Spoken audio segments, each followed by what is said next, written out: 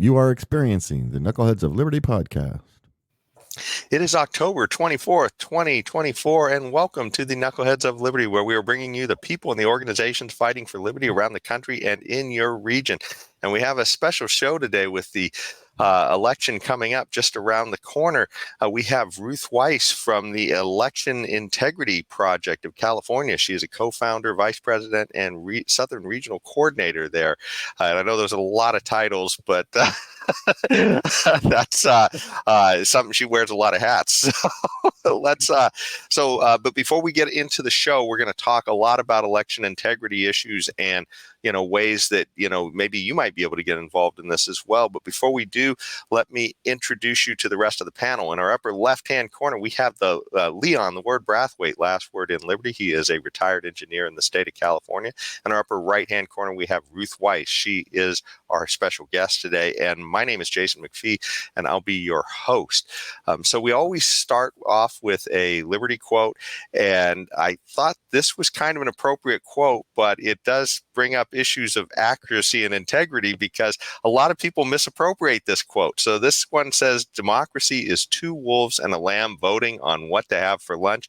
Liberty is a well-armed lamb contesting the vote. So I thought that was kind of appropriate to what we were going to talk about. But a lot of people say Ben Franklin said this, and I actually thought he said this too before the show, and I actually found out that he didn't. So I guess for these really good ideas, these really strong ideas that are wrapped up in a quote that we can't attribute, I'm just going to say, hey, it's sort of the spirit of liberty, and it's some unsung, hero of liberty who kind of had that idea, because I still think it's an important idea. But there was another guy who actually said something really similar. And this I found out as far back as anybody can trace the quote. And it's a writer named Marvin Simkin. And he apparently was noted to have said this in 1990 in a Los Angeles Times article. And he said, democracy is not freedom. Democracy is two wolves and a lamb voting on what to eat for lunch. Freedom comes from the recognition of certain rights which may not be taken, not even by a 99% vote. So what do you guys think of all those quotes? I think that's great from a liberty perspective. We're always a little bit cautious when people just praise democracy because, even tyranny of the majority isn't necessarily a good thing. Yeah, exactly. What do you guys think about that? Ruth, you can go. Well, I'm really disturbed by the fact that so many people, especially in the media, just continue to hound the word democracy, our democracy, our democracy. And we have lost the understanding that we are not a democracy. And thank God for that, because we would have been dead long ago had our founders created us as a democracy. Democracy is a suicide pact because, as soon as we've got the tyranny of the majority, then you've got the rebellion of the minority at some point. So I think this is really important point to bring up, that there are certain rights that are God-given rights that no one should be allowed to take away. I don't care how great the vote. And that's the beauty of a republic, that the minority thinkers are protected under that Constitution, by that Constitution, rather than being, squashed by the tyranny of the majority. So let's change our vocabulary and stop using the word democracy in a way that it should not be applied. Yeah, and I so agree. I mean, we do use some democratic values, but that does not make us a democracy, and that I think is the point that is totally lost. Like for instance, within the state, you have to win a majority for the governorship and that kind of stuff and things like that. But overall, the United States is a constitutional republic, and that you're absolutely right about this, Ruth. So I think we should get the language right, because there are a lot of people running around talking about we are democracy, and somebody's a threat to democracy, and on it goes. And this is really insane when you really think about it. So yes, I totally agree with you that we should change this language. We really have to. And this brings up the danger too of the national popular vote movement, because that would change this country into a democracy, and that would be the death of this country. So we really have to get people back to understanding what a representative republic is. Exactly. Yeah. Exactly. Totally agree. Yeah. And, there was another real quick quote that we used on another show in the past on election integrity. And I think it's important to bring this up because it's sort of the reason why a project like the Election Integrity Project is so important. But this is a quote from Joseph Stalin, and he considers, "I consider it completely unimportant who in the party will vote or how, but what is extraordinarily important is this: who will count the votes and how." So just to let you know, there are bad guys out there thinking about this. And so it's really important that all of us who care about, the fact that the election means something and it protects our rights, that we're actually have eyeballs on this subject. So I didn't know if either of you wanted to jump in on that before we dive into the rest either.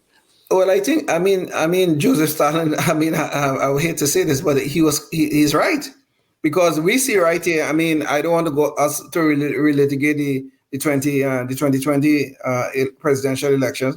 There are so many suspicious things in that election. I'm not going to make the broad claim that the election was stolen or anything like that, but there were a lot of suspicious things that happened. I mean, and one of them in particular was on the night of the election, Donald Trump was leading in Pennsylvania by 967,000 votes, but he ended up losing. I mean, something doesn't smell right here. I'm not saying it was stolen. I'm not saying there was fraud, but I'm saying something wasn't right here. Yeah. So, who counts is very important, and how is very important. And as you will see, as we continue to talk, this quote really ties in very importantly to what we do as an organization at Election Integrity Project California. We realize how important it is who's counting those votes and that there be oversight on that part of the process. Exactly. Well, I think that's a good time to jump into Ruth's organization and what it's about. So this is the main webpage for the Election Integrity Project California, and they have a lot of resources here and ways that people can find out more. And let me bring up the mission statement as well, because this really gets into what they're about. They're a nonpartisan group. They are looking to fulfill their duty to actively participate in government and helping to ensure, the integrity of that part of our republic through the exercise of our most fundamental rights, and that's the right to choose those representatives. So I don't know, and Ruth, if you wanted to jump in on any of this and what it is your organization does. Well, the mission statement was created because as our founders, the founders of our organization got together and started realizing that the necessity of an organization like this in California, it was because they realized that we did not have a clear way of choosing our own representatives in this state, that there was too much going on in the creation of the electoral process. And since 2010, which is when we were founded, the problem has only gotten worse due to the legislature and passing a long series of laws that have just completely taken away any security that we are truly choosing those who represent us. And we wanted to get the California electoral process back on track so that the people could have faith in it, that people would be encouraged to vote because they would know that their vote counted and mattered. And I think we have not only a California problem, but a nationwide problem right now of people not believing that. We have a very low faith in our electoral process across the nation. We want to fix that. We want that to bring everything together. We want to look at the laws. We want to talk to the legislature about closing the loopholes so that we know that the people of California are choosing with a democratic process, the leaders who will represent us at the various levels of government. And that's where we started with that whole idea. We want to restore and then defend, right? Yeah. And it seems this is a real important issue, regardless of whether you wear a red hat or a blue hat. Since, personally, I wear a libertarian hat, so I'm a little bit in the middle. But for most people, they're in one of those two camps. And whether you're on one side or the other, the bottom line is if your guy wins, you want everybody to kind of believe that that's real. So, even in places like California, where it's kind of a one-party state, I would think even Democrats would then want people to still have faith in whatever's happening there, just because if people believe it's illegitimate, then that would just make it ungovernable at some point. Exactly right. And what we've discovered is that the powers that be that are kind of overwhelming in California at this point simply tell us there's nothing to see here, move on, have faith. And they expect us to do that just because they say it. And our point is, well, then show us. Why are you hiding so much? All we want to do is to see it. And it would behoove you to prove to us by being open and transparent that we have nothing to worry about. But they refuse to do that, which of course fuels the fires of doubt. So if they will just simply open the books basically and not keep fighting the citizens who want to observe the process, then we would feel a lot more comfortable about the choices being made. So how, Ruth, do you all get into issues like ballot harvesting, which I think is really an atrocious thing, that where they allow political operatives to go to people's homes and all this sort of things and collect ballots and that kind of stuff? Do you all get into those sort of issues? Yes, we do. In fact, one of the things we do is follow the legislation as it's proposed. We write letters of opposition or support, depending on where it falls down constitutionally and for the benefit of the people in the electoral process. We testify in committee meetings up in Sacramento to try to get the point across about, and of course, we're overwhelmed with, the imbalance in the legislature in California, but at least we are there all the way through. We call citizens to help us by writing their own representatives or making phone calls. During the couple of years where COVID was still a problem, the legislature really had the most transparent process because they allowed all citizens to call into those committee meetings and listen to them and have a little time on the telephone to weigh in. And now that they've officially declared COVID over, they got rid of that process. And now in a state as massive as our state, where people cannot travel, like I live over 500 miles from the state capital, I can't just travel up there on a whim to go to a committee meeting, and neither can most citizens in California. So now it's limited to those who are, paid lobbyists and things like that to be able to get there. So I think it was a real step backward, and they took away something that was very popular for the people. But we do weigh in on all this stuff. And the ballot harvesting law was when we fought tooth and nail, and we tried to explain the problem with that. What happened later is that Arizona had passed a law that ballot harvesting was illegal in their state. And immediately that law was challenged, and it eventually went all the way to the Supreme Court for a decision. And of course, the Constitution says that states can determine the manner and the way that their elections are run, but that was being challenged. And so at that point, that coincided with 2018, which was the first year that California had an election where ballot harvesting was in effect. And because we were out there in the trenches and documenting everything that we saw, we had massive evidence of how ballot harvesting impacts the integrity of elections. And we provided an amicus brief to the Supreme Court, which was accepted and printed in the Congressional Digest, which is a very rare thing.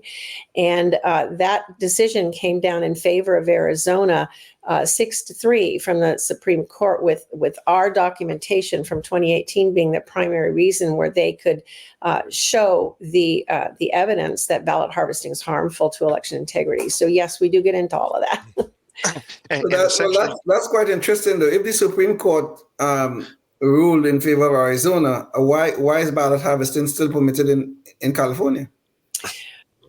Because it's something that the legislature, and unless someone challenges it and takes it to the Supreme Court, which no one has done, and you have to have standing to do that. So you would need to be a candidate or maybe the party, but individual citizens or organizations such as ours can't meet the requirements for standing in a suit like that. So someone's got to challenge it. No one has. And that's why it's still in effect in California. And of course, if you want to think really deviously, you think, well, yeah, if it affects election integrity and makes elections more manipulatable, then, the people in power would be, tempted to keep it and move it forward. And that seems to be what's happening. Just for a point of clarity, too, in ballot harvesting, what we're talking about is mainly when somebody gathers a whole bunch of ballots and then goes and submit those all at the same time. Is that what we're talking about? Yes. Yeah. Ballot Okay. harvesting is when your ballot loses chain of custody because it is taken, possession of your ballot is taken by a random person. It might be someone you know, but it might not be someone you know. There's a lot of door knocking and arm twisting. And even the first year that it was implemented in California, there were groups of people that were going down to places like Skid Row. They were paying people to register and then paying them for their signed ballots. And that actually got caught, and some people were prosecuted for that. So we know that happened there. And I'm absolutely positive that wasn't an isolated incident. But this law opens the door to complete lack of security for the process. And we know there are people out there that don't value their vote and are very happy to turn it over for a certificate to go get a McDonald's meal or something like that. So it's very dangerous. Well, this was something I wanted to show a little bit later in the show, but I'll show it now since we're talking about ballot harvesting. So there was actually a case just about a year ago, and it was in, I believe it was Bridgeport, Connecticut, I think it was, and there were two Democrat mayoral candidates. One was the sitting mayor and the other was another guy who wanted to be mayor, and they were running in a Democrat primary. And essentially they had to throw out the results of the election because it was so terrible. And Leon, maybe you could bring up the visual here. So this was a particular article that they had here for let's see. So it was Bridgeport, Connecticut, I believe it was. Yeah. And essentially they had a case where these two guys were running against each other, and both of them got accused of stuffing the ballot box, I guess. And we actually have a video to go along with that the local news station did there. So we edited it down a little bit. Leon, can you pull up KOL 6? 30 allegations of absentee ballot fraud in Bridgeport, all after video was leaked showing a woman stuffing envelopes into the ballot drop box. A lot of people have a lot of questions now. John Gomes' campaign Facebook page shows a woman whom he claims to be a supporter of Mayor Joe Ganim and a City Hall employee stuffing envelopes into the absentee ballot drop box outside the government center a number of times in the early morning hours of September 5th. Gomes lost last week's Democratic primary to Ganim by just 251 votes. On election night, Gomes had a lead thanks to the in-person voting at the polls, but the absentees, which Ganim won by nearly a 2-to-1 margin, pushed him over the top. It should be noted, according to the Secretary of the State's office, only a voter, a designee of a voter who has an illness or a disability, or a family member is allowed to mail or put a ballot in a drop box.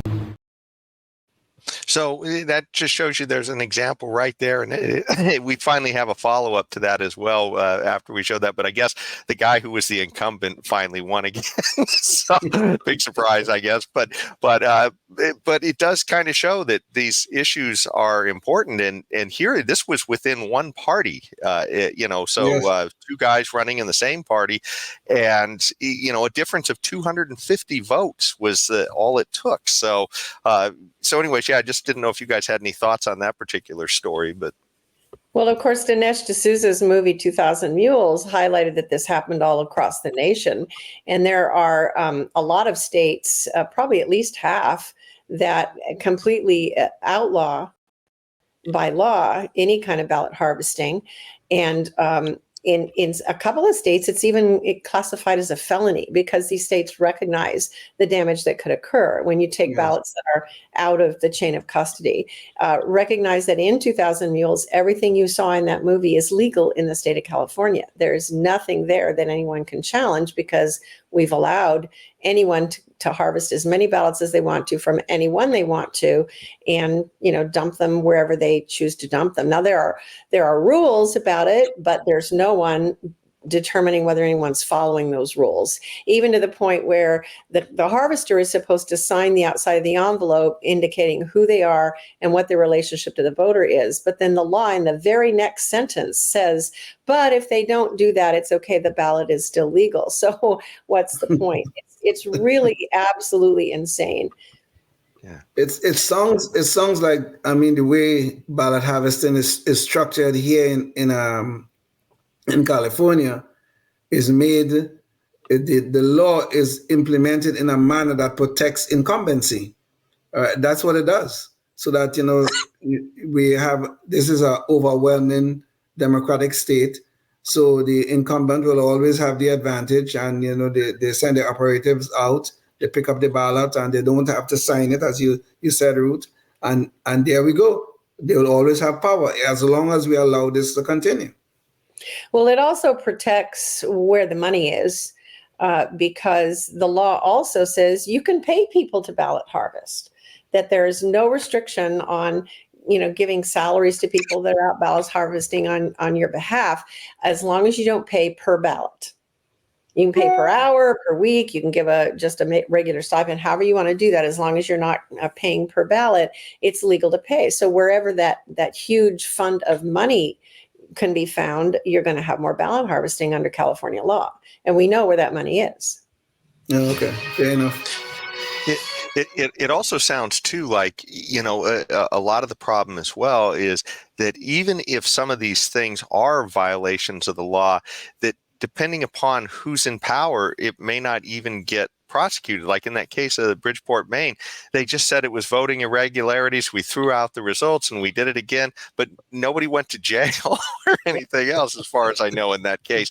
And but this stuff does happen occasionally. Here's Leon, maybe you could bring up the visual, but the Heritage Foundation actually keeps a database of this. And I didn't know, Ruth, if your guys' project also keeps track of these numbers or not, but certainly Heritage Foundation has a database, and you can actually go through and find cases you can click on the different you can actually search the database here, and I won't go through all that while we're on the show because it'd be too clunky, but you can actually find cases like what Ruth talked about the Skid Row case, where people were literally going and collecting signatures there.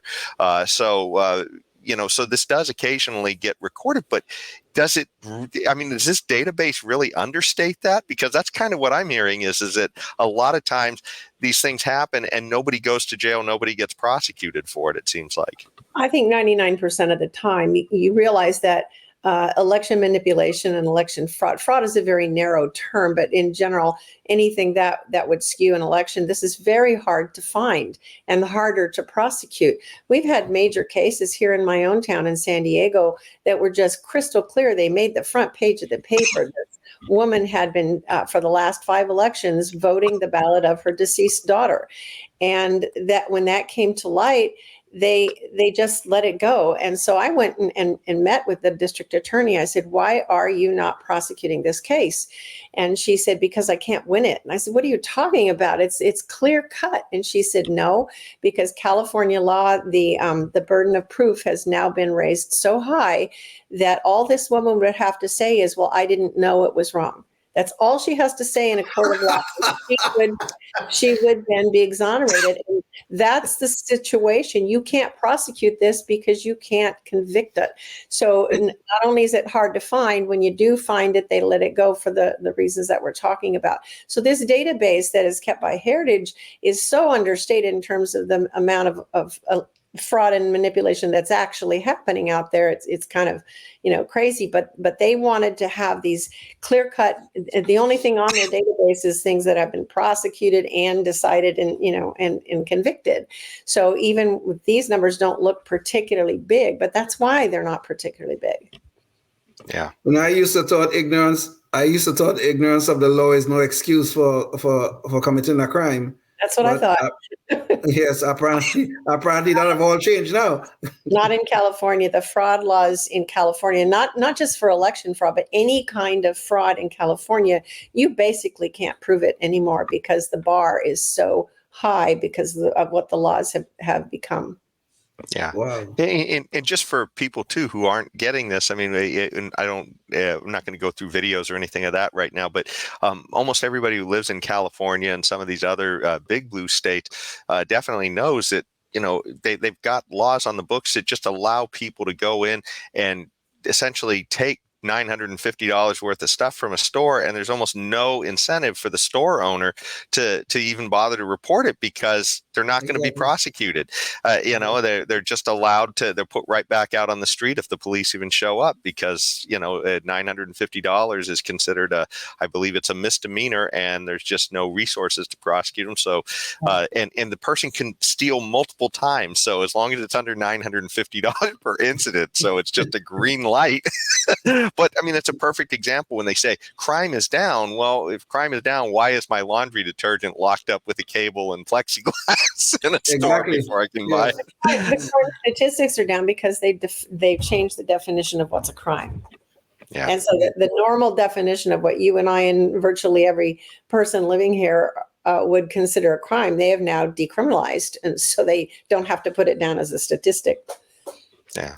Well, in the title of your organization, it says Election Integrity Project California. Do you guys get involved outside of California, or is this mainly just a California effort? Well, we work in California, but we also network with similar organizations all over the nation. We share best practices. As I told you earlier, we did get involved in the Arizona case because we had something that would assist them in winning that case. So we do get involved outside, but our focus is California. We did create under our umbrella Election Integrity Project Nevada and Election Integrity Project Arizona. And at one point we had Election Integrity Project Arkansas. So we have gotten involved in other states, but the other states have to do the heavy lifting in their state. The California portion of this works strictly on California. And I imagine the reason for that, Jason, is the election laws from state to state are so different. You wouldn't even recognize it. It's just amazing the differences between one state and another in terms of how they conduct their elections. So, you have to understand the laws of your state and then do your observing and your research based on what your state laws are. And you just can't do a nationwide thing like that. So Ruth, you said that you guys got involved in the Arizona case. I mean, do you all initiate litigation? As a matter of fact, we have several pieces of litigation that are going through the process right now. So that was never our original intent.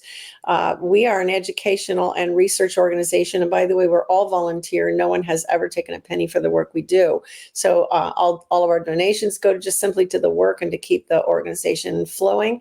But we're patriots and we really believe in election integrity. So Ruth, before you go any farther, let me jump in and say, if you're watching on public access, you're going to have to hear the rest of this online, and you can find out all about how maybe you can get involved and the resources for that wherever you live with some of the tools that they have available.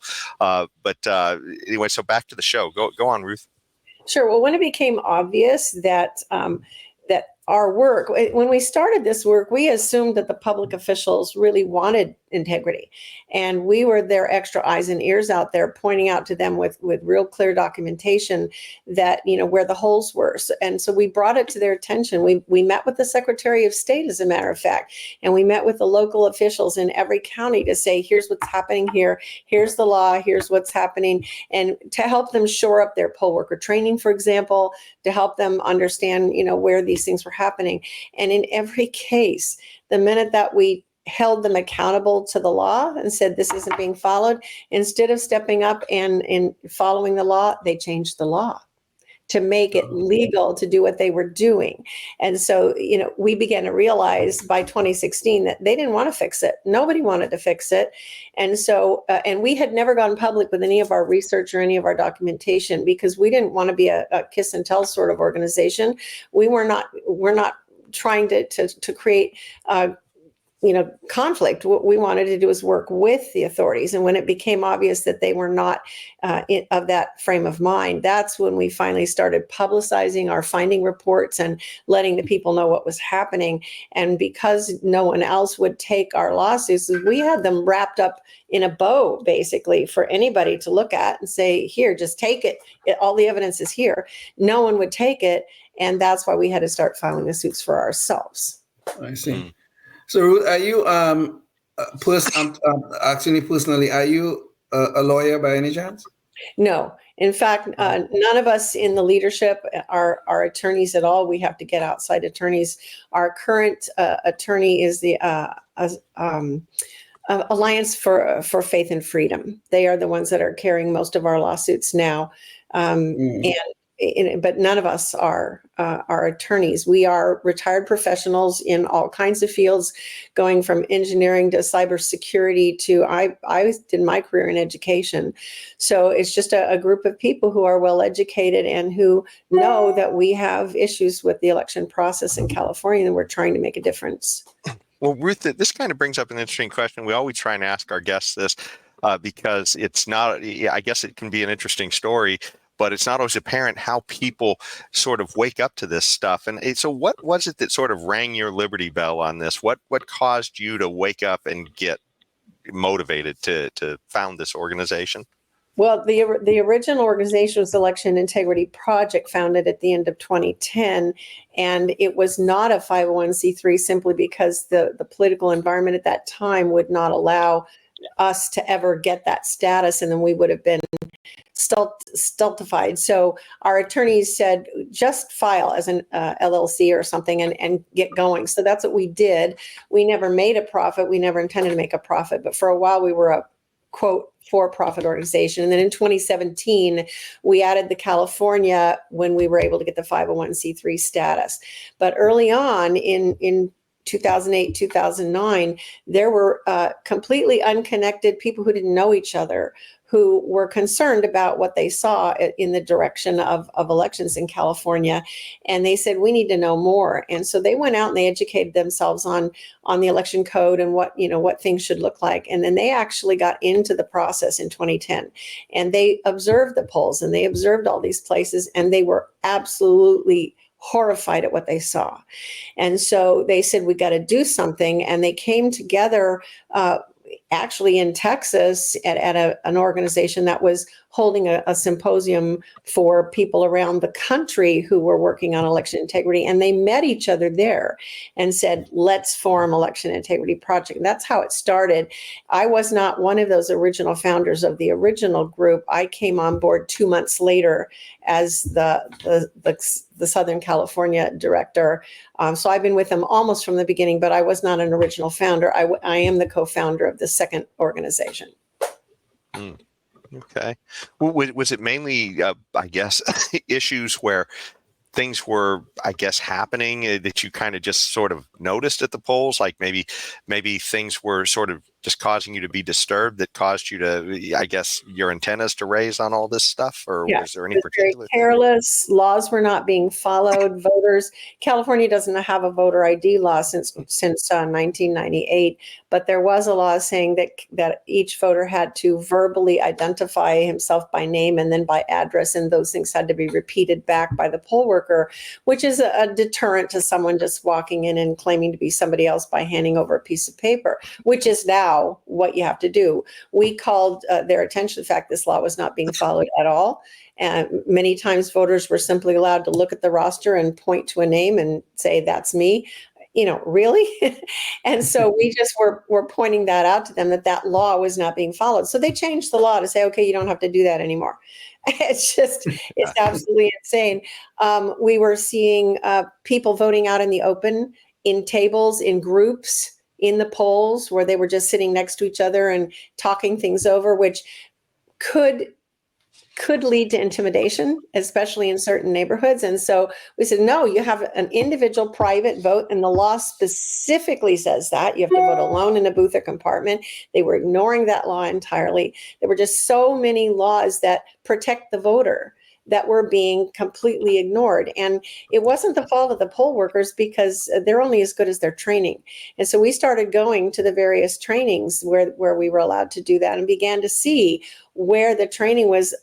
I will say in San Diego, for example, then I went to the training in 2012 and got their training materials. And it was 180 degrees out from most of the important protective laws the training was opposite to what the law said. And I started working with the registrar, and now I'm working with the third registrar in that process.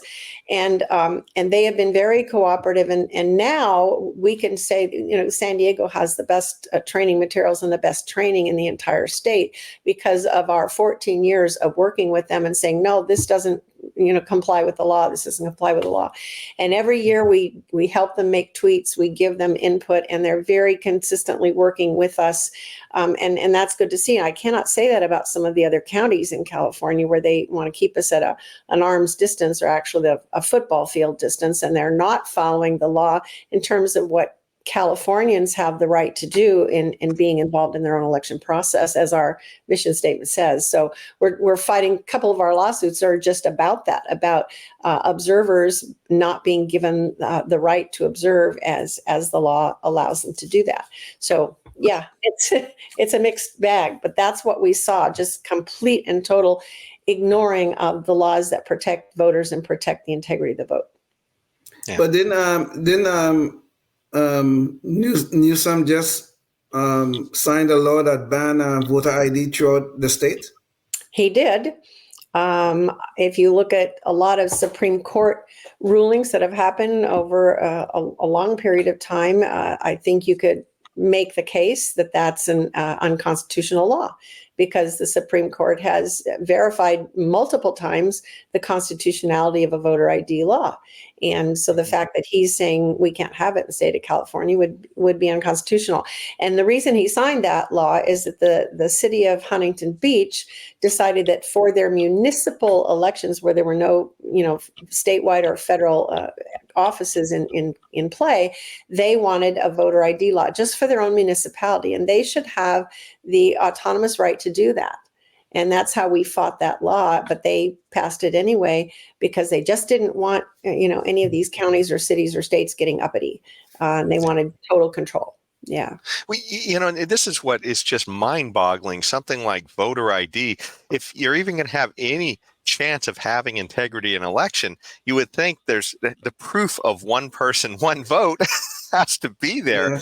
And the idea that anybody, almost everybody would understand if you went to a bank, you would be expected to show ID to get your money, or if you wanted to get on an airplane, you have to show ID to travel. In fact, even I think we have a video that I was going to show from a guy named Ami Berra, but he actually, I believe it was him who did this, or maybe actually it was a different group, I guess, but they went to the Democrat convention that happened just a couple of months ago, and they tried to get into the election or to their convention without ID.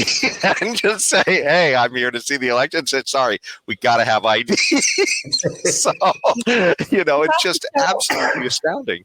You have to show ID to get into all governmental offices and even their district offices. I mean, the hypocrisy there of them saying, this would be discriminatory to require voter ID when they require it for everything, including their own organizations. To cast a vote within their organization, you have to show ID. So it's really insane. And when you look at the multiple polls that have been taken nationwide, you find that across every socioeconomic group, across every ethnic group, across every cultural group, the support for voter ID is about 80% in this country. Yeah. The only people who don't want it are the people in power who know that it would take away some of the power they have to manipulate the elections. Well, and to get specifically into that, we had a video clip, a guy named Ami Berra, he actually decided, hey, let's check this out, because Democrats constantly are making this claim that if you have ID, that is going to disenfranchise, minority votes, and in particularly the black vote is what they are constantly saying. And so he actually went to two places, Berkeley, where he interviewed a bunch of sort of, I guess, white college liberals, I guess you might call them. And they were all essentially saying that this is going to disenfranchise people. We just can't have this. This is no good. So then he decided, okay, well, I'm going to go to Harlem and ask them what they think about voter ID there. And we actually have the clip from that. Leon, maybe you could play it. It's KOL 5. I'm here in East Harlem to ask black people their thoughts on what you just heard. Do you have ID normally? You carry ID around? Yes, I have state ID. Do you carry ID? Yes, I do. Do Do you know anybody, any black person who doesn't carry ID? No. Everyone that I know has an ID. Why would they think we don't have ID? That's a lie. Why would they say that? Do you have ID? Yes. Because I have my ID and my friends have their ID, so like we know what we need to carry around. Everybody that I know have ID. Like, that's one of the things you need to walk around with New York with, ID. Do you know any black adult who does not have ID? No, I don't. Is it a weird thing to even say that? Yes, it is. You know how to get the DMV? Of course. You know where it is? Yes. You can get there? Uh-huh. No problem. No problem. Just checking. Okay. And I also heard a lot that black people, especially poor black people, have no access to the internet, can't figure out how to use the internet. That's just stupidity, honestly. Everybody has access to the internet. Even a little kid can figure out how to work the internet. I had access to the internet for years. You know how to use it properly, right? Exactly. I do it at work. So, of course, I know how to use it. So, it's just the idea, the insanity, and not just insanity, but the absolute racism to imagine that a particular group of people just can't figure out how to have ID is insane. I think that clip kind of shows that. It's beyond insane. And there's a kind of racism here that is unbelievable that makes people that share my skin color, that we are a little inferior to everybody else, and we can't figure out how to go get to the DMV and get an ID. Most of the times it's for free. You know, an interesting thing about this, anybody who have raised teenagers in this country know that a 15 or 16-year-old know where to get a fake ID. The way they know how to get a fake ID so that they can get in the clubs on Saturday nights. Of course, the parents would have a heart attack if they ever figure it out. But they could find fake IDs. Teenagers could find fake IDs. But you know what these people are claiming? Adults who look like me with my skin color, we too stupid to figure out how to get a real one. This is what's going on here. Yeah. Well, I'm glad to hear you expressing your offense, because I would be highly offended at anything like that. And if you look at the statistics, you will see the opposite happens, that lack of voter ID actually drives down voter participation, because people say, why should I bother? I don't trust the results. And, this is crazy. And when you institute voter ID, participation particularly of those communities goes way up. I was in Mississippi the year that they instituted voter ID there, and I interviewed every single person I came in touch with. I mean, every restaurant employee and my taxi driver and people on the street and everybody I could talk to. And I found no one who was other than ecstatic about it. Oh yeah, we're really excited that this is happening here. And voter participation skyrocketed, particularly in those communities, because now they could trust the results of the election. So, the fact that none of this is being looked at, and then they're just that same old trope that is still, at least in the halls of where laws are made, is being very successful so far. It's just pathetic. Indeed. Well, Ruth, what is the biggest concern that you have about elections right now? I mean, because certainly we see a lot of different things happening, whether it's issues at the border where, some people have suggested maybe the reason they were trying to allow so many people in is because they kind of want to change the makeup of the electorate, I guess. That's certainly been a concern, I guess, of some, but there's all kinds of issues here with voter ID and I know there's some places where they're trying to make it legal for immigrants to vote, at least in local elections, which maybe muddies the water on some things. What's your biggest concern here? I guess what's the biggest alarm bell going off? I think the word uncertainty in all of those areas that you say and more. The fact that now California has manipulated things to where we've got 80% plus people turning their ballot in an envelope, which is just absolutely destroying chain of custody, it's turned our election process from being an objective process to a subjective process, which it should never be. It's having some other human being who doesn't know you and whom you don't know, having total power over whether your ballot is counted or not, because they look at your signature. It is the lack of signature verification. I mean, the rules in California are ridiculous. There's almost no way that you can reject a signature for cause. And then when you do, you have to reach back out to that that voter and say, did you really cast this ballot? In some cases, they were sending in that curing notice, they call it, they were sending a copy of the signature on file and saying, your signature didn't look like this. Can you provide one that does? The uncertainty of the fact that nobody, I think when you hear the slogan, count every vote, it should be count every lawful vote. Yes. And nobody's saying that because they're not determining whether the votes are lawful. In California, there's no verification of citizenship to start with, none whatsoever, not even at the top. There's no verification of who you are when you cast that vote, that we've got most of these votes being turned over with your name on them, the manipulation of ballot harvesting. Then when you get to the ballot processing center, you've got these mountains of ballots going every which way. Then on top of that, once they do clear the ballot and they open it, now you have two more processes that worry us. One is duplication. When they find a ballot that they deem to be somehow unable to go through the machine because it's damaged in some way, then they give it to people to copy over. And that's why we're focusing so much on observing that process. And we're having a lot of things come out in that process to see that. Then when it goes through the tabulator, if the tabulator can't read it, then it goes to adjudication. In many cases, it is not even a two-person chain of custody there. One individual is alone with a digital scan of your ballot and gets to determine what he or she thinks is your intent and change anything on your ballot according to their determination. And there's nobody checking up on that. So the insecurity of the whole process then puts the results in the category of being suspicious, and that's going to just, no matter who wins, the other side is going to go, no, that, and it's going to continue to create this Grand Canyon between the two sides of thought in the state, in not only in our state but in the whole nation. And this is dangerous. We need to get back to where you fight your best. Either you win or you lose. If you lost, you lick your wounds, you accept the results, and then you work hard the next time and you try to work with the leaders who were elected. And we don't have that anymore in this country. Since about 2000, every time a party lost, regardless of which party it was, there was huge hullabaloo about how it was stolen. It was, not fair.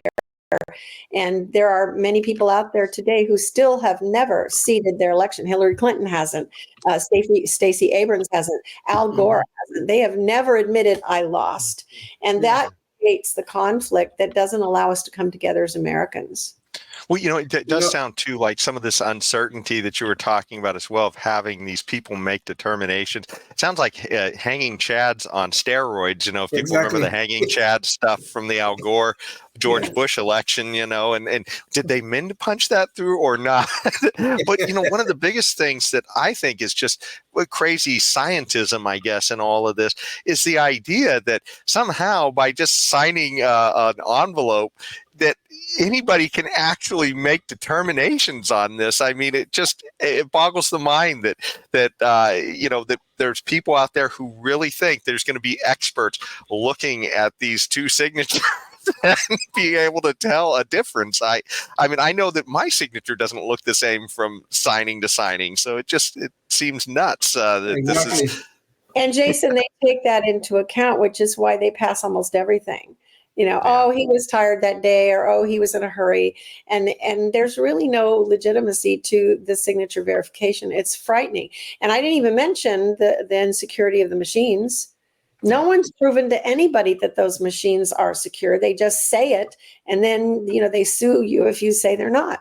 So all of that together is creating a great deal of angst among all American voters, quite frankly.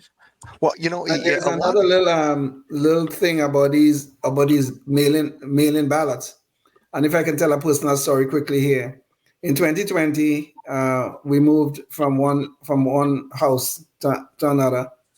You know what happened? We got ballots in both places. Both my wife and I got ballots in both places. Of course, I use only one of them. But the point is, though, I am sure I am not unique. Could you imagine how many people within the state will change locations in an election year and receiving ballots in both in both occasions. I'm sure it could be used and manipulated, and I'm sure it's done all the time. There are piles of ballots that are found by apartment complex managers of people, because it's so itinerant, right? And people who are registered at that location are long gone, and their ballot arrives and they just sit on the top of the mailboxes.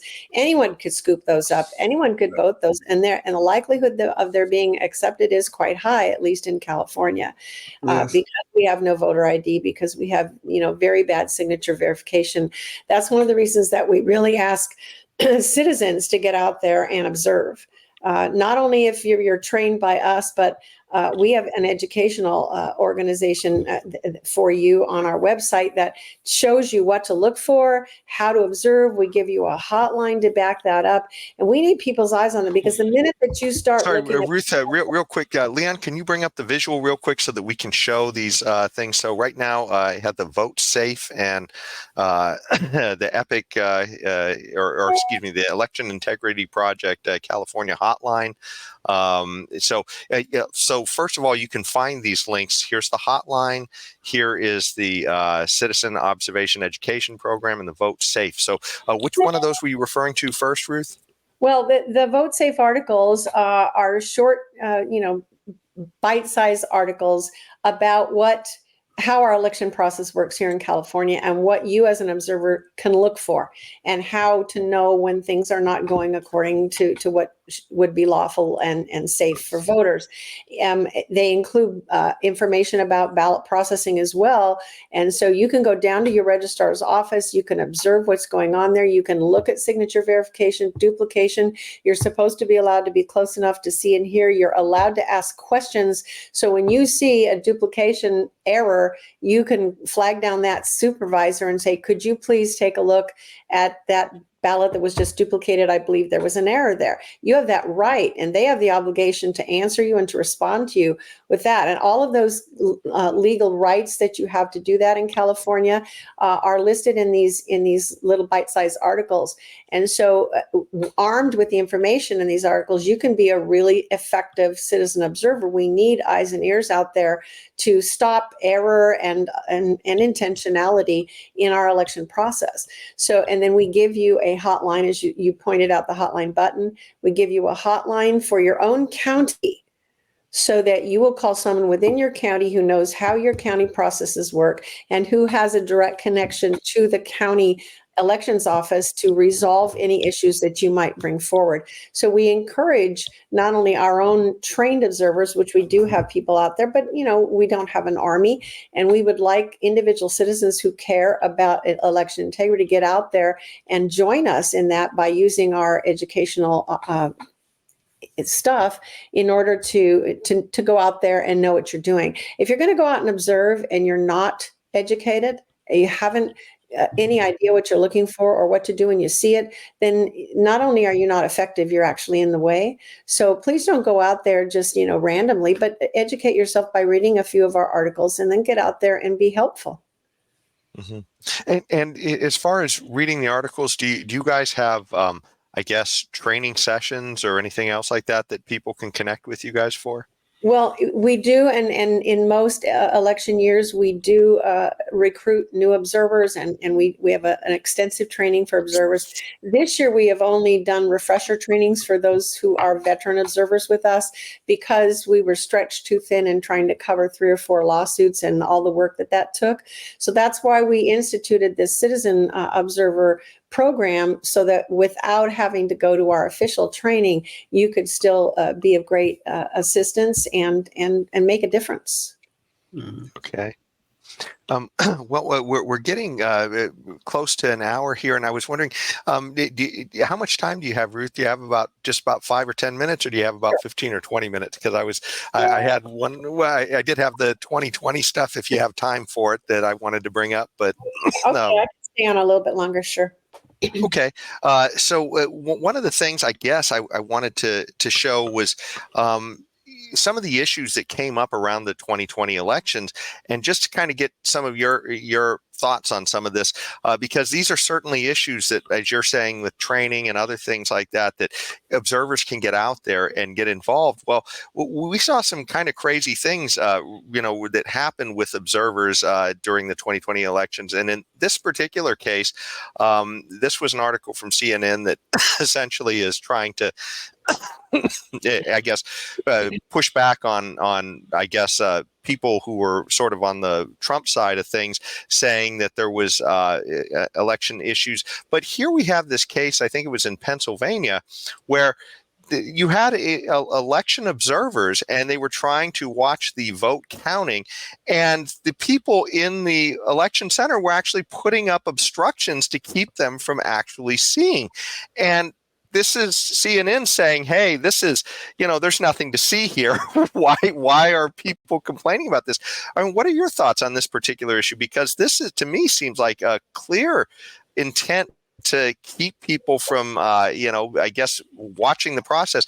And just to play devil's advocate a little bit, on their side, they were trying to say, well, we were worried that people might see names on ballots or other things like that. But anyways, this was something that legitimately happened. And, at least to CNN's credit, they have a picture of the event here. What are your thoughts on that particular item? Well, there's no other way to read it. It's obscurity, and there has to be a reason why they don't want people to see what's going on. I mean, it's perfectly obvious what's happening here. And I think COVID was a gift from Satan for these people who want to keep American citizens out of their own process. And so they just went on steroids, and instead of keeping us, 50 feet away, they started putting up these barriers, as you say, and their reasons were ridiculous, because ballots don't have names on them. So, we wanted to see them remaking ballots. We wanted to see them counting them properly and only once per ballot. We wanted to see them verify signatures.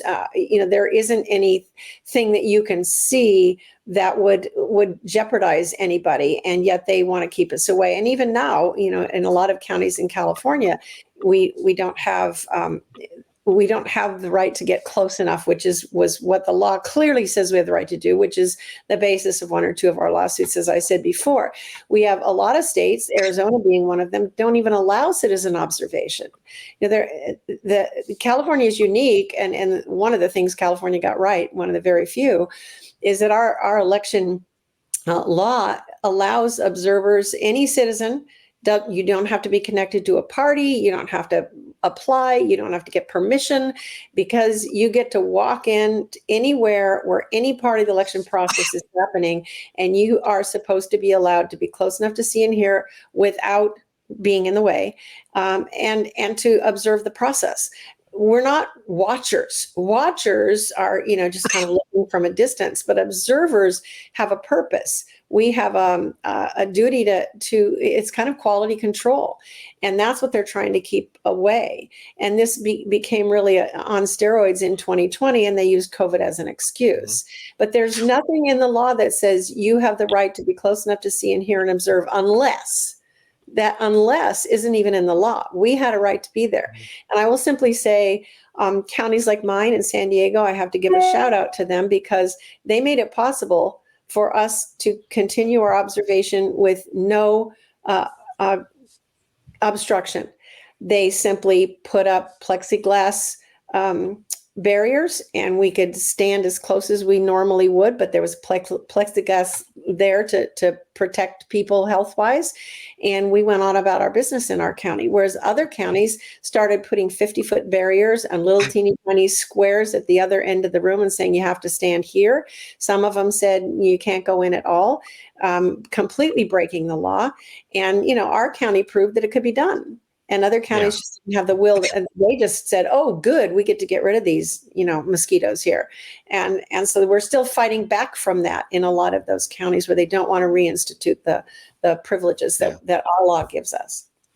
Well, and this was such a pivotal election too, because it obviously changed so many things about the country in that particular year. There was another kind of prominent case that happened there, and a lot of people were concerned about an issue with how the ballots were being stored and counted. But I thought the bigger issue almost to me that seemed more observable was what happened with the election observers in that case.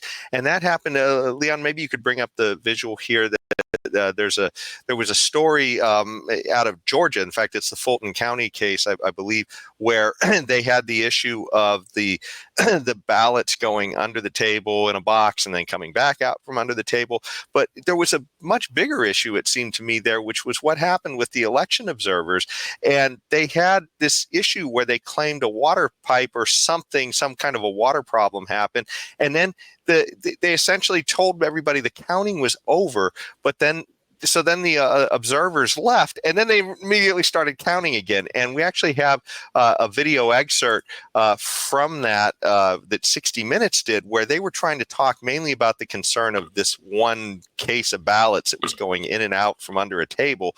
But I kind of clipped away just to show what the issue was with the observers. So Leon, could you play, let's see, I believe it is KOL, let me see here. It's KOL 2. KOL 2. What do you see in this picture? Well, here you have here's some cutters running their work, the flatteners over here getting the ballots prepared, and then under this corner, this is the press and the observers who are there from the different parties. The Democratic and Republican observers are right here. Yes, and doing a great job of looking at their phones. Now, it is almost 10 p.m. election night. Some of these people have been working 12, 14 hours. Yes. And they've just been told that they're going to wrap up for the night. Mm-hmm. So what are they doing here? This is where they're packing up because they think they're going home. They're packing up to seal them so that nobody can mess with the ballots when no one's there. They're securing the ballots. Correct. With the idea that they're going to come back tomorrow and count them. Yes, sir. But then what happened? When we found out at our office, approximately 10:30 or so, that they were knocking off for the night, the secretary was upset because we wanted people to work as long as they could so that we could have the results out as fast as we could. So our office called the director of Fulton County, who subsequently calls the manager on site here and says, y'all need to keep on working. So that was the first part of it. Now here's what actually happens in the aftermath with the election observers. I like that because they had the setup and they showed where the election observers were and what's going to happen. So Leon, can you play KOL 3 now? What she's thinking in this moment is what she's been told by her supervisor is, put those away, we're going to count them tomorrow. Yes. And it's 10:06, the monitors are still there. At this point, the Secretary of State's office, your office, has called Fulton County and said, you guys can't go home, you've got to keep counting. Yes. So long story short, they put these ballot carriers under the table because they thought they were through for the day. They were going to retrieve them the next day to count them. Correct. Let me ask you this, though. When did the monitors leave? Most of the Fulton County staff started to leave at 10:30. The press and observers began to leave as well, with approximately 4 employees still scanning, and 10:45, all remaining press and observers left the room. This is normal ballot scanning processing. So the whole thing, they're kind of more concerned with what was happening with some boxes of ballots in that particular thing, but they literally just showed that they told everybody the counting was going to be done, the election observers left, and then they immediately got back to starting counting ballots. To me, and then they said that was a guy from the Georgia Secretary of State, and he was saying this is a good example of how it's supposed to be done. I mean, this is all fine. I don't know. Don't believe your lying eyes, man. Don't believe your lying eyes.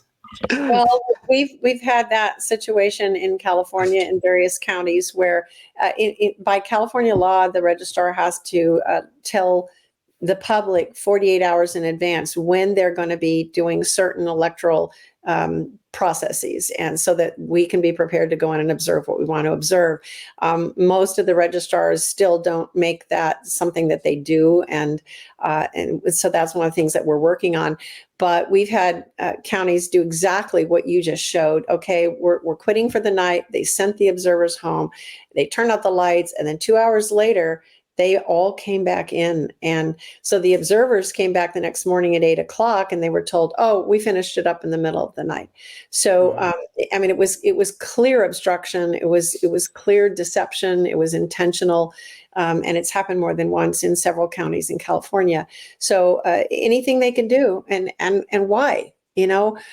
Our observers sometimes want to follow the the ballots when they're being moved from one spot to the other, from, let's say, example, from the vote center down to the collection center or down to where they're going to be processed. And we want to follow them just, to keep the chain of custody going. And we've had these couriers do everything they could to try to lose the people that were legally following them. And we had told them in advance, we're going to follow your car. And they would do all kinds of twists and turns and jump onto the Indy 500, and they would try to lose our observers. That only engenders mistrust. What else could it possibly engender? It's just very frightening, the attitude that's out there now. Yeah. And I remember too, like in what's that guy's name? The comedian from Saturday Night Live who became a senator. I remember there were some issues even in his election. Al Franken, you're talking about. Al Franken, that's it. Yeah, Al Franken, where they talked about some boxes of ballots showing up in cars. And I mean, I this, I guess, it gets to the point of that chain of custody issue. Is there somebody who's actually seeing this happen? Weeks later, boxes floating in the lake that they pulled out, and amazingly, they were all 100% for Al Franken. It's insane what we're seeing. Yeah. Well, we're pretty close to the end of the show, and this is where we usually do our knucklehead noise patrol, which is somebody saying something, silly in the media or whatever. And this particular thing also goes sort of back to that around election 2016, 2020, some of the different perspectives and how they flipped depending upon which party you were sort of in. And this is an MSNBC interview where they have some election expert talking about what's happening with, I guess, election denial, because a lot of times they're trying to say if you are at all concerned about election integrity, then you're election denial, I guess. And so, Leon, maybe you could play this clip. It's KNP1, and then we'll have a clip to kind of, counter that. Joining us now to help us figure out whether it is indeed good news is Mark Elias, voting rights attorney and founder of Democracy Docket. Mark, thanks for making the time. How heartened are you by these measures that are being announced at the state level across the country? So, look, I think they're an important first step, but I don't want to get ahead of ourselves. As you said, we have been having election denialism for 2 years, and at each stage, we have thought, well, it will get better. After Donald Trump loses, it'll get better. After he litigates his 65 cases and loses them, it'll get better. Certainly after Republicans witness the violent insurrection at the nation's capital, the fever will break and it will get better. After they lose the midterms, it has to get better. But the fact is, it's not getting better. So I am happy to see that Democratic election officials and Democratic office holders are pushing back. But I think we need to be very realistic about the threats that we face. They are persistent, they are escalating, and they are coming from one side of the aisle. So there you go. That's in 2023. This is the type of thing that passes for, I guess, election expertise on that. And it's all a problem with Republicans just not accepting with whatever comes out from our, I guess, voter centers. But here is a clip from, I guess, the Trump impeachment that actually showed things that were happening after the 2016 election. And so, Leon, maybe you could play KNP2.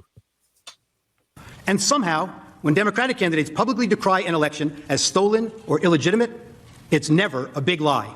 You've been doing it for years. But can you imagine telling your supporters that the only way you could possibly lose is if an American election was rigged and stolen from you? And ask yourself whether you've ever seen anyone at any level of government make the same claim about their own election. If Stacey Abrams doesn't win in Georgia, they stole it. It's clear. It's clear. And I say that publicly, it's clear. You can run the best campaign. You can even become the nominee. And you can have the election stolen from you. He knows he's an illegitimate president. He knows that there were a bunch of different reasons why the election turned out the way it did. Votes remain to be counted. There are voices that were waiting to be heard. And I will not concede. And I respect where you're coming from, and I respect the issues that you're raising. You're not answering the question. Do you think it was... You're not using the word legitimate. There are still legitimate concerns over the integrity of our elections and of ensuring the principle of one person, one vote. I agree with tens of millions of Americans who are very worried that when they cast the ballot on an electronic voting machine, that there is no paper trail to record that vote. But constantly shifting vote tallies in Ohio and malfunctioning electronic machines, which may not have paper receipts, have led to additional loss of confidence by the public. This is their only opportunity to have this debate while the country is listening, and it is appropriate to do so. So depending upon what year it is and what party you're in, the story changes from election to election on whether anybody's concerned about election integrity, I guess. So, yeah, it's beyond words that, yeah. Yeah, that these politicians, these lying politicians will find this convenience that whenever it favors them, they can tell us about how illegitimate Trump is, but when it does not, those ballot problems, we really have those ballot problems. You got to fix that, It just depends on the convenience of the politician. Yeah. Yeah.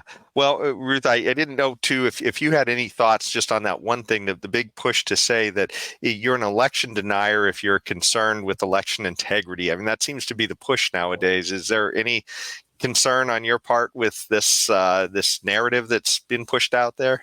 It goes along with the effectiveness of name calling in general, that if you can start categorizing people with a name that is derogatory, then you can dismiss their legitimate concerns. So you call somebody a racist, or you call somebody an election denier, or you call somebody an extremist, then you don't see them as human beings with a legitimate point to make. And I think it just all falls into that very, very conveniently for the other side, so they can dismiss you. I want to make sure, Jason, that the people listening get our URL for our website, so they can go and get all of that information that we urge them to go do. It's EIP-CA.com. Yeah. And Leon, maybe you could bring up the visual real quick again so we can show her webpage as well. So there we go. Yeah. So EIP-CA.com, and this is the homepage. So you can certainly find all those resources there that we've been talking about in the show, and maybe how you can get involved, because this is something this is one of the reasons why we wanted to have Ruth on the show and to talk about your organization, is because what we're trying to do on this show is show people ways that if they want to make a difference, if you're sitting at home and you're wondering why, things are the way they are, there are avenues out there, people trying to make strides to make positive changes and to protect our liberties. And this certainly is one of those groups. And this is something that's happening just in a few weeks. So, it certainly is timely. Ruth, any final words that you wanted to give before we go away? Yes, you can certainly sign up to receive our email information and our alerts, and keep your eyes open, because there are a few more legal surprises coming soon to protect the integrity of this 2024 election. So stay tuned with what we are doing. Get involved, or at least follow us and know what we're doing. Very good. Awesome. Very good. Well, thanks so much, Ruth, for joining us. And if you're out there and watching before the next show, think about what you can do in your community to try and make a difference, whether it be trying to help out with elections, or, run for a school board seat, or any of these types of different ways that you can get involved with protecting liberty, because, this is something where if we don't stand up, then there's no guarantee you're going to get to keep all these liberties. So until next time, stay tuned and stay free. Well, yes, indeed. Life, liberty, and the pursuit of happiness, always and forever. Thank you for listening to the Knuckleheads of Liberty podcast. Find us on Facebook, Rumble, YouTube, your favorite podcast network, and at knuckleheadsofliberty.com.